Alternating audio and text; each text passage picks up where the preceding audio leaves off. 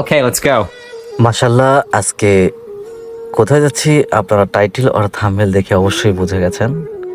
আজকে আমাদের নিজ এলাকায় আজকে ঘুরবো। তো চিন্তা করলাম বান্দুরা থেকে আজকে যাব নবাবগঞ্জের দিকে। তো আমরা শুরু করলাম যাওয়া। আসলে দীর্ঘ 3 বছর পর প্রবাস থেকে বাংলাদেশে এসে নিজের এলাকাটা এরকমভাবে ঘুরতে পেরে আমি নিজে আসলে গর্বিত যে দ্বিতীয়বার বাংলাদেশে দেখার সুযোগ করে দেওয়ার জন্য। জন্মের পর থেকে একবার দেখেছি, বিদেশে আসার পর দীর্ঘ 3 বছর বাংলাদেশকে দেখতে পাইনি, এ কারণে বললাম দ্বিতীয়বার। তো ইনশাআল্লাহ সবাই দোয়া করবেন আমরা যেন সবাই বাংলার মাটিতে সারাটা জীবন কাটিয়ে দিতে পারি। প্রবাসের মাটিতে আসলে আমাদের ভালো লাগে না, খুবই কষ্ট হয়। নিজের এলাকাটা ঘুরতে মন চায়, দেখতে মন চায়। কত মানুষ কতজন এখানে আসে।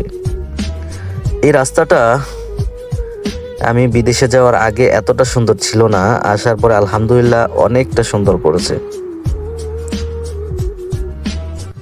বাংলাদেশ আসলেই সৌন্দর্যে ঘেরা। যদি আপনি না ঘোরেন তাহলে আসলে বুঝতে পারবেন না যে আসলে বাংলাদেশটা কত সুন্দর, পরিবেশটা কতই না সুন্দর, তাই না? তা আমরা শুরু করলাম নবাবগঞ্জের দিকে। ছোট ভাই সাথে আছে, ছোট ভাই দারুণ বাইক ড্রাইভ করে, আমার একটু ভয় করে, তাই আমি সাধারণত বাইক ড্রাইভ করি না বেশি একটা।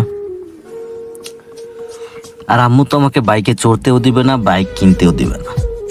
কি একটা ঝামেলা আসলে। আম্মু তো আম্মুই, চোখের সামনে কত মানুষের কি বলবো, মানে কত মানুষের মৃত্যু যে হয় মোটর সাইকেলে, আমার আম্মু দেখতে পায়, সে কারণে হয়তো বা ভয় পায়, নিজের সন্তানকে মৃত্যুর মুখে ঠেলে দিতে চায় না।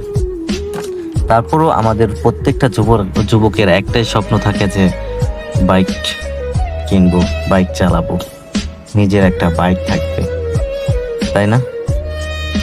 তো দেখতে দেখতে চলে আসলাম অনেকটা পথ।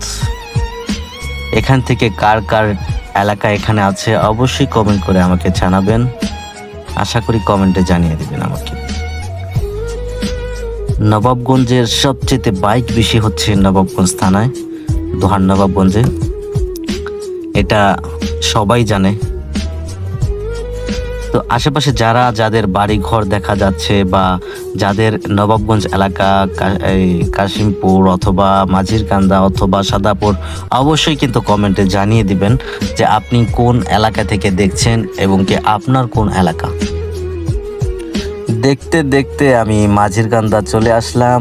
এখানে কিন্তু মাঝিরকান্দা কিন্তু দারুণ একটা কিন্তু আপনার এই কি বলে এই টিক্কার একটা দোকান আছে, মাশাআল্লাহ খুব ভিড় হয় সেখানে, এবং কি হালিম এবং কি চটপটি, এখানে প্রত্যেকটা স্পেশাল দোকান। আপনি আসবেন, আপনার জন্য দাওয়াত রইল। তো এখানে চলে আসলাম মাঝিরকান্দা থেকে। এখন আমরা আসলে উদ্দেশ্য হচ্ছে নবাবগঞ্জ। তো নবাবগঞ্জ যাওয়ার পথে আমরা দুই ভাই গল্প সল্প করতে রওনা দিয়ে দিয়েছি। রাস্তাটা কিন্তু দারুণ করেছে, আপনারা দেখতেই বুঝতে পারতেছেন নাকি। আমি অনেক দিন পর আসলাম, এই কারণে আমার কাছে ভালো লাগতেছে। নিজের এলাকা অবশ্যই তো ভালো লাগবে। ছোট ভাই দেখিয়ে দিচ্ছে যে এই পাশ দিয়ে যেতে হবে, তো আমি বললাম যে না, এই পাশ দিয়ে এখন না, তুমি একটু ঘুরে আসো, সামনের দিক থেকে একটু ঘুরে আসি, চলো। তো আজকের মতো এখানে বিদায় নিচ্ছি, আল্লাহ হাফেজ।